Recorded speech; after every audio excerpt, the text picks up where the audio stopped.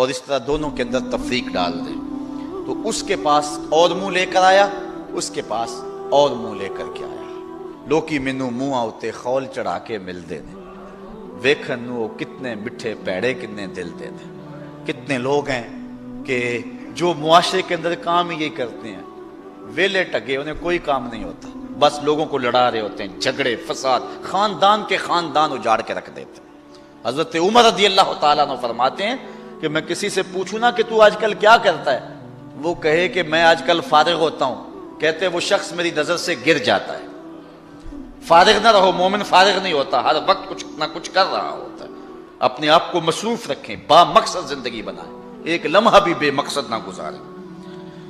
حضرت قعب رضی اللہ تعالیٰ عنہ کا ایک قول ہے، فرماتے اتقوا النمیمہ فإن صاحبها لا یستریح من عذاب القبر۔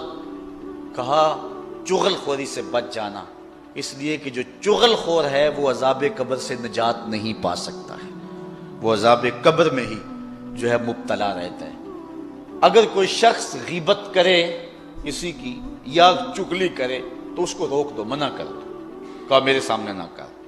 حضور علیہ السلام نے ارشاد فرمایا، جس کو حضرت امام ابو داؤد نے روایت کیا، فرمایا لا یبلغنی احد عن اصحابی شیئا فانی احب ان اخرج الیہم وانا سلیم الصدر۔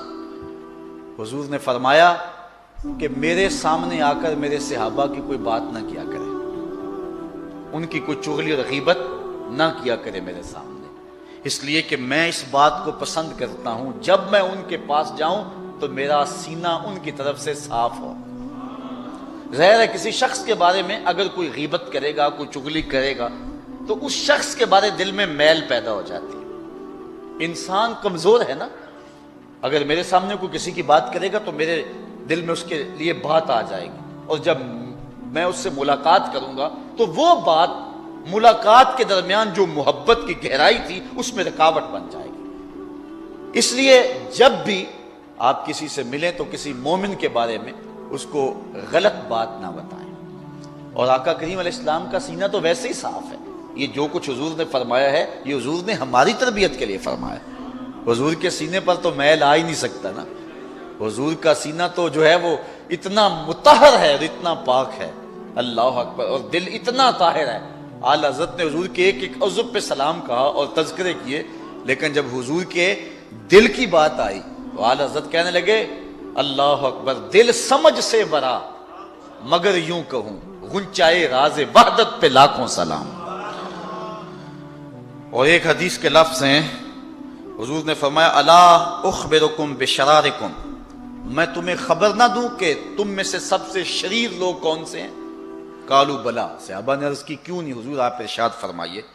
قال المشاؤون بالنمیمۃ المفسدون بین الاحبہ، وہ جو چغلی کرتے ہیں اور دو دوستوں کے درمیان تفریق ڈال دیتے ہیں، فساد کرتے ہیں محبت والوں کے درمیان، کہا میری امت کے شریر ترین لوگ یہ ہیں۔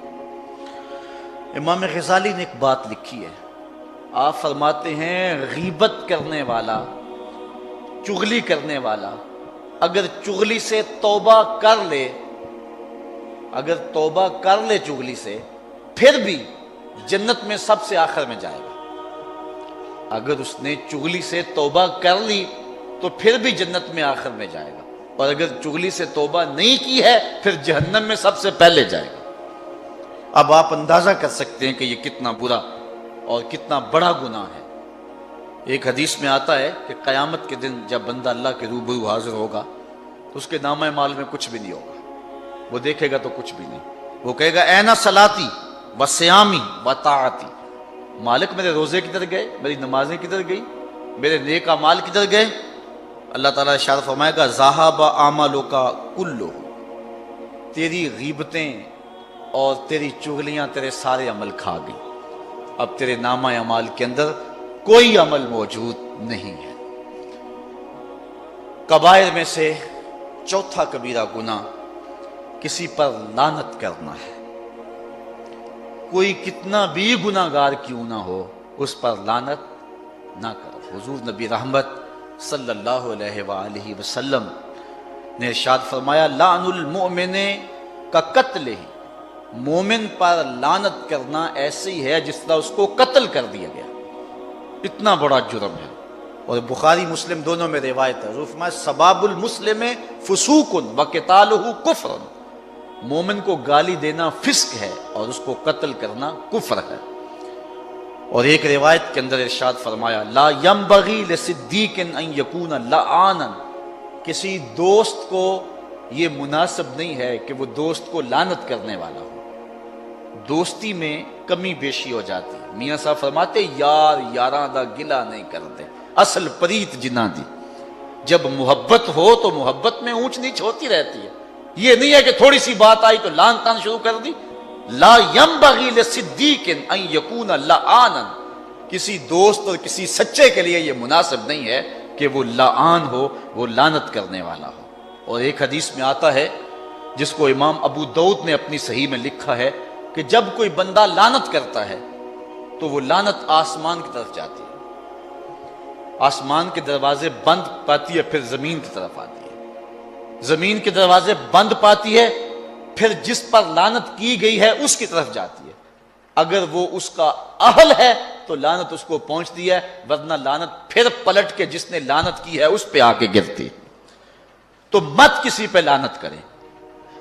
بخاری شریف کی روایت ہے، حضور کا ایک صحابی تھا، آپ جانتے ہیں کہ شراب بعد میں حرام ہوئی مدنی دور میں، پہلے بہت سارے لوگ شراب پیتے تھے چونکہ حرام نہیں تھی، اور زمانہ جاہلیت میں فخر و مباحات کے ساتھ شراب پی جاتی تھی۔ چند لوگ تھے کہ جو زمانہ جاہلیت کے اندر بھی شراب سے بچے ہیں، جس طرح حضرت علی المرتضیٰ رضی اللہ تعالیٰ عنہ، حضرت صدیق اکبر رضی اللہ تعالیٰ عنہ، حضرت عثمان غنی رضی اللہ تعالیٰ عنہ، اور کئی صحابہ ہیں۔ لیکن بہت سارے ایسے لوگ تھے کیونکہ حرمت نہیں تھی اور وہ شراب پیتے تھے، اور یہ ایک ایسی چیز ہے کہ غالب کہتا ہے کہ چھٹتی نہیں کافر منہ سے لگی ہوئی، جب حرمت آ گئی صحابہ نے مٹکے بہا دیے۔ لیکن کچھ لوگ تھے کہ جن کو اس کی عادت بہت زیادہ تھی تو ان سے تھوڑا سا مسئلہ ہوا۔ ان میں سے ایک صحابی تھا جس کا نام کچھ اور تھا لیکن لقب اس کا حمار کیا جاتا تھا، اور آقا کریم اس سے پیار کرتے تھے، اور وہ تھا ہسمکھ، حضور سے پیار کیا کرتا تھا، حضور اس سے پیار کیا کرتے تھے، اور حضور سے وہ مزاح کیا کرتا تھا اور حضور اس سے مزاح کیا کرتے تھے۔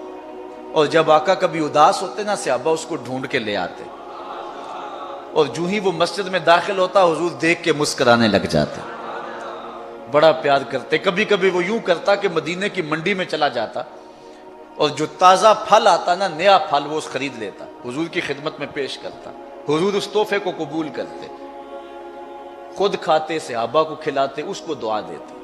2 4 5 دن کے بعد جب دوبارہ وہ منڈی میں جاتا تو جس سے پھل لیا ہوا ہوتا، اس سے ادھار لیا ہوتا، وہ پیسے مانگتا، اس کو بازو سے پکڑتا، حضور کے پاس لے آتا، عرض کرتا حضور وہ پرسوں ترسوں پھل نہیں کھایا تھا، یہ اس کے پیسے مانگ رہا ہے۔ حضور فرماتے تو نے مجھے تحفہ نہیں دیا تھا؟ عرض کرتا غریب آدمی ہوں، تحفہ کیسے دے سکتا تھا، میں نے سوچا پھل نہیں آیا ہے پہلے حضور ہی کھائیں۔ آقا کریم دعا بھی دیتے، خوش بھی ہوتے، اور پیسے بھی ادا فرما دیتے۔ کتنے مزے لوٹتا تھا، ایک مرتبہ پھل کھلا کے، وہ بھی مفت کھلا کے، 2 مرتبہ دعا لے جاتا، اور آقا خوش ہو جاتے، اور آقا کریم جو ہے وہ اس کو دیکھ کے خوش ہوتے۔ بخاری شریف کے اندر روایت ہے کہ اس نے شراب پی لی، آقا کریم کو پتہ چلا، بلایا اور اس کے اوپر شراب کی حد نافذ کروائی، اس کو جو ہے وہ 100 کوڑے مروائے۔ کچھ عرصہ گزرا تو پھر دوبارہ اس سے یہی فعل سرزد ہو گیا، چونکہ گٹی میں رچی بسی تھی، پھر دوبارہ اس نے شراب پی لی۔ تو حضور علیہ السلام کو پتہ چلا، بلایا اور پھر فرمایا نے کوڑے مارو، 100 کوڑے پھر اس کو مارے جانے لگے۔ جب ان کو کوڑے مارے جا رہے تھے، کسی صحابی کی زبان سے نکلا، اللہ اس پہ لعنت کرے، اللہ کے رسول اس سے اتنا پیار کرتے ہیں اور یہ بار بار یہ شراب پیتا ہے۔ حضور نے فرمایا خبردار، اگر اس نے شراب پی ہے تو میں کوڑے نہیں مروا رہا، خبردار اس پہ لعنت کی، اس لیے کہ یہ اللہ اور اس کے رسول سے پیار کرتا ہے۔ حضور علیہ السلام سفر پہ جا رہے تھے، ایک خاتون اونٹ پہ تھی، تو اس نے اونٹ کو ہانکا اور کہا جلدی چل، تیرے پہ لعنت ہو۔ تو آقا کریم نے صحابہ کو فرمایا خذوا ما علیہا ودعوہا فانہا ملعونہ، کہا اس کا سامان اتار لو اور اس کو بھی اتار لو، یہ ایسے اونٹ پہ کیوں بیٹھی ہے جو لانتی ہے؟ حضور نے جانور کو بھی لعنت کرنے سے منع فرمایا کہ جانور کو بھی لعنت نہ کرو۔ یہ کبیرہ گناہ ہے کہ کسی کو لعنت کی جائے۔ لعنت کا مفہوم کیا ہے؟ اللہ کی رحمت سے دوری، یہ کسی کو بد دعا نہ دے۔ حضور علیہ السلام پر کافروں نے کیا کچھ کیا، اللہ اکبر، لیکن آقا کریم رحمت بن کے آئے تھے، دعائیں ہی دیتے رہتے۔ اس لیے کسی کے اوپر لعنت نہ کی جائے، یہ کبائر میں سے ہے۔ پانچواں کبیرہ گناہ جو انسان کو بدبخت بنا دیتا ہے وہ یہ ہے کہ اللہ کے ولیوں کو اذیت دی جائے۔ حضور علیہ السلام کا ارشاد عالی شان ہے جس کو امام بخاری نے اپنی سند کے ساتھ روایت کیا ہے۔ یہ حدیث سے قدسی ہے، فیما یروی عن ربی، حضور اپنے رب سے روایت کرتے ہیں۔ حدیث کیا ہے کہ رب کہتا ہے من عاد لی ولیا فقد آذنتہ بالحرب، جو میرے ولی سے عداوت رکھتا ہے میں اس کو جنگ کا چیلنج دیتا ہوں۔ اور ایک حدیث کے لفظ ہیں فقد بارزنی بالمحاربہ، وہ میرے سے لڑائی کرتا ہے۔ اب مجھے بتائیے، اللہ جس سے جنگ کرے تو اللہ کے مقابلے میں کوئی جیت سکتا ہے؟ اور جب جنگ ہونا تو دشمن کی کوشش ہوتی ہے کہ اپنے مد مقابل کی سب سے قیمتی متاع کو برباد کرے۔ جو پاکستان کے دشمن ہیں نا، ان کی بری نظر پاکستان کے ایٹمی اثاثوں کی طرف ہے۔ وہ کہتے ہیں یہ سب سے قیمتی سرمایہ اس وطن کا، اس کو ہم کسی طریقے سے جو ہے وہ کیپچر کر لیں۔ جب کوئی کسی دشمن پہ حملہ آور ہوتا ہے، اس کی سب سے قیمتی متاع لوٹتا ہے۔ جو ولی سے دشمنی رکھے، اللہ کہتا ہے میری اس سے جنگ ہے، تو اللہ جس سے جنگ کرے گا سب سے قیمتی متاع برباد کرے گا نا، تو سب سے قیمتی متاع ایمان ہے۔ جو ولی کا دشمن ہوگا ایمان سلامت نہیں رہے گا، اللہ ایمان اس کا برباد کر دے گا جو ولی سے دعوت رکھے گا۔ اللہ اکبر۔ حضرت امام نبہانی حضور علیہ السلام کے ساتھ بہت پیار کیا کرتے تھے، اور انہوں نے جو جواہر البحار لکھی ہے 4 جلدوں کے اندر، جواہر البحار فی فضائل النبی المختار صلی اللہ علیہ وسلم، یہ حضور کے اوصاف پر کمال کی کتاب ہے۔ اب تو ترجمہ بھی ہو گیا، ضرور پڑھے اس کو، لا کر کے حد کر دی۔ جواہر البحار کا معنی ہے سمندروں کے موتی، کہاں کہاں سے موتی تلاش کیے ہیں اور حضور کی عظمت میں جمع کیے انہوں نے۔